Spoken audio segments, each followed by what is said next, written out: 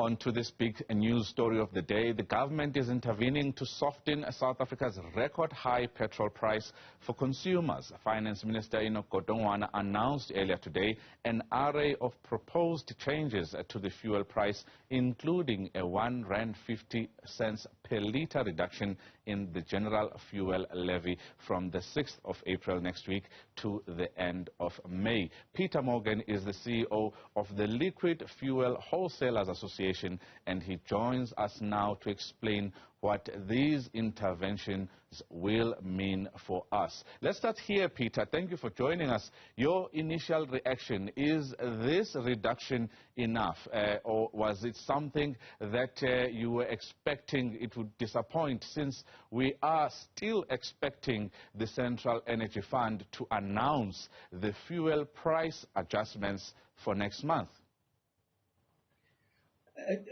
You know, I'm a motorist as well. So if you're a motorist, I believe that the R1.50 is considerable. And as a motorist, I'm very pleased with it. But often with announcements like this, it's what's not in here that we need to focus on. So for me, there's two parts to this. There's the immediate one that will start the price change on midnight on Tuesday. That's the R1.50 that was funded by the sale of the crude oil reserves. The sale of the crude oil reserves don't worry me, because there's very few refineries in this country that's still refining. And in fact, the Saldanha crude oil reserves only have a pipeline that goes into the Astron refinery in Cape Town. So, you know, even if they can't go anywhere else. So the selling of the crude for us is not an issue. It doesn't affect the fiscus, so it seems to be a good way of doing it. There are some concerns in stage two. Now we're speaking as if this is fait accompli, which I think we must do for tonight. I know it's a proposal, and we will wait for them to be confirmed, but let's speak as if it is confirmed. Because there are some in phase two that I think we need to talk about.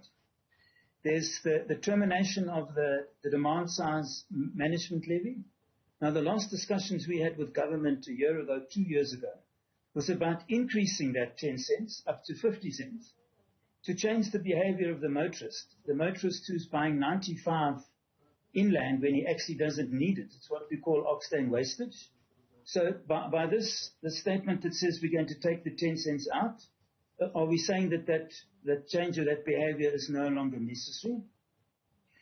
The introduction of a price cap for the ULP 93 is actually a much bigger issue.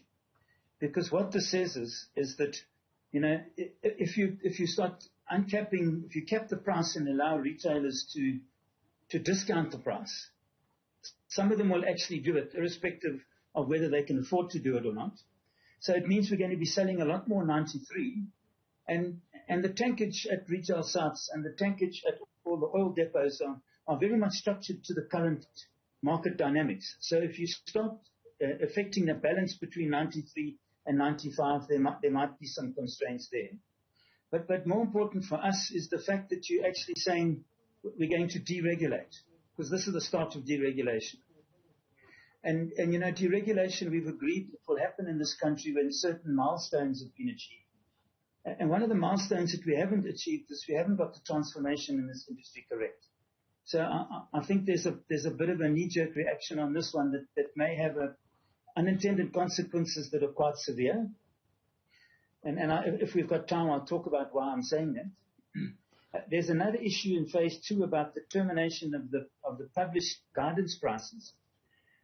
This industry, when it comes to diesel in particular and petrol as well, is if you look at all the agreements between the oil companies and the independent wholesalers, and you look at agreements between independent wholesalers and all their customers, they always start with a wholesale list price. Now, that wholesale list price is part of the CEF publication that comes out every day. So if you look at all the agreements in this industry, all of them start talking about wholesale list price and then some sort of discount or rebate or whatever it is. So, you know, that means we're going to have to change all the agreements in our industry, and it's been going on like that for many, many years. It's not something that's new. So there's huge changes that have to come from there.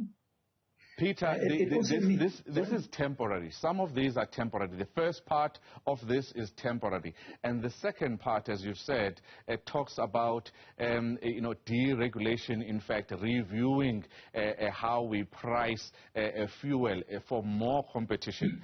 Competition has been said to be something that is quite good, that should be encouraged. But this time around, for the second part that starts on the 1st of June, we are not sure whether that is going to be temporary or this deregulation is something that is going to be permanent. You see, we're saying that we should be having these discussions as an industry anyway. We should be agreeing them and planning for them, rather than say, let's talk about it and maybe we will do something. Now, there is one issue, and you're right, that there's two parts to this. There's an issue in the first part, and I don't know what's going to happen. But if I look at the slate figures that we had in the price last month, there's an under recovery that's been paid back of just over 46 cents a litre in that slate. Now, if we look at the end of last month, it was over 5 billion rand, and that effectively means that the oil companies in South Africa are owed that 5 billion rand. The numbers I've been given says it goes to more than 7 million rand by the end of this month. And that effectively means that the South African oil companies owe their suppliers that 7 billion rand.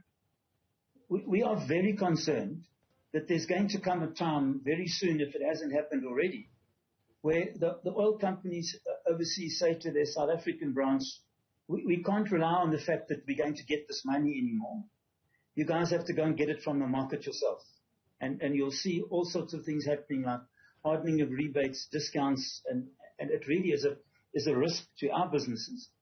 But it's also a risk if we look at where we've gone as an industry. We had refining and import of fuels.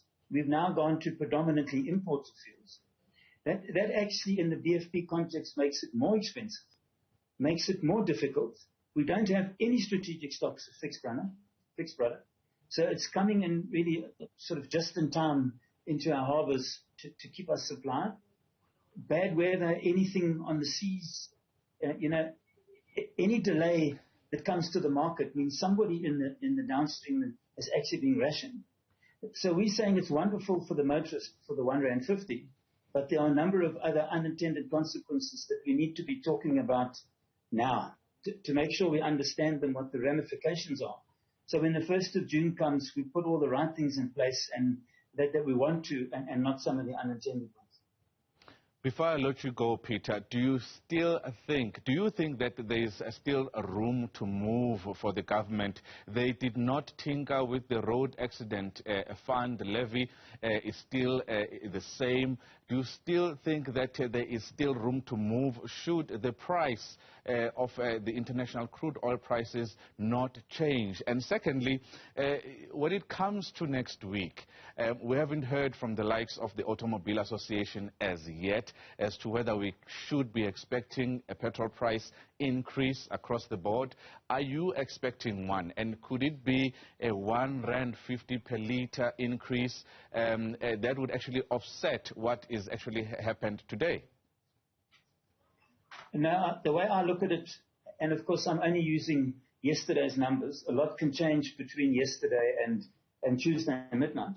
But when we get the press release, hopefully at lunchtime tomorrow, we anticipate that petrol, instead of increasing by R1.80 a litre, or R1.81 looking at yesterday's figures, will increase by, say, 31 cents a litre. The diesel increase will still be much more substantial because it was much higher. It was at R2.97 under recovery yesterday, which means if all things are equal, we should have an increase of R1.47.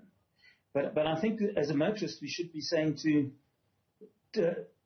government, yes, we understand that this is just an interim measure, and it's really just a plaster on a sore.